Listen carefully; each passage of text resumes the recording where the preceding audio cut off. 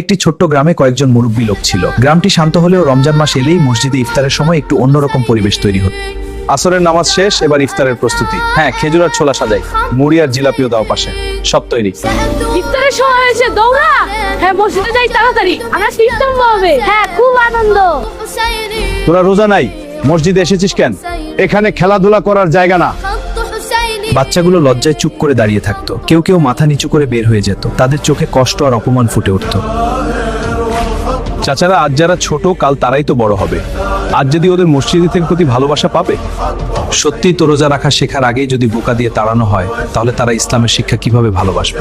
পরের দিন থেকে নিয়ম করা হলো যে বাচ্চা রোজা রাখতে পারবে না, সে আমাদের সাথে ইফতার করবে এবং নামাজ পড়বে, কেউ কিছু বলবে না। খুব ভালো।